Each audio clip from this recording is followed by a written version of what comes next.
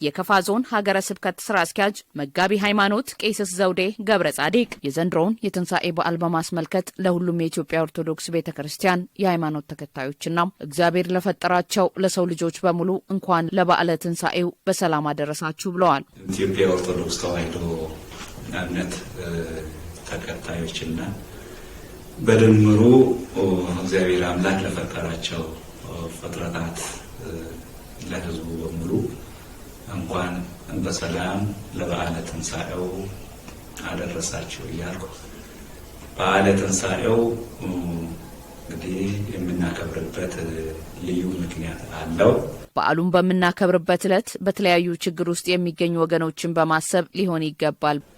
አምላካችን መድኃኒታችን ኢየሱስ ክርስቶስ ለእኛ ለሰው ልጆች ብሎ የሞትን ጽዋ ተቀብሎ ሞቶ የተነሳበት ዕለት በመሆኑ በዓሉን በምናከብርበት ሰዓት በጎ ነገር በማድረግ ከሌሎች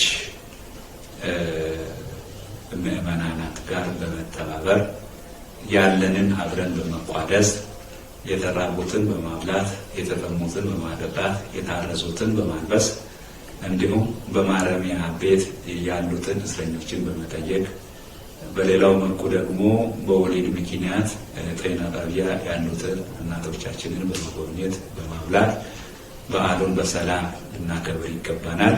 የኦርቶዶክስ ተዋሕዶ ቤተክርስቲያን በምታከብርበት ወቅት የራሷ ሃይማኖት አስተምሮ ስላላት ምዕመናኑ ያንን በማክበር ሊያከናውን ይገባል ብለዋል። ዕለቱን በደስታ ስናከብር ያጡ የነጡና በድህነት ውስጥ ያሉትን ወገኖች በማሰብና በማካፈል ሊሆን እንደሚገባ መጋቢ ሃይማኖት ቄስ ዘውዴ ገብረ ጻዲቅ መክረዋል። ከዚሁ አልፎ በዓሉ የሰላም በዓል እስከሆነ ድረስ ትንሣኤው በዓል የሰላም ነው፣ የፍቅር በዓል እስከሆነ ድረስ ለአካባቢው ህብረተሰብ በመሆን ሰላሙን በመጠበቅ የሰላም አምባሳደር በመሆን በዓሉን ልናከብር ይገባናል የሚለው መልእክት ነው የሚያስተላልፈውና እንግዲህ ሁሉም ህብረተሰብ በሙሉ በዓሉን በሰላም እንዲያከብሩ መልእክትን እያስተላለፍ እንኳን በሰላም ለብርሃነ ትንሣኤው ሁላችንንም አደረሰን እላለሁ።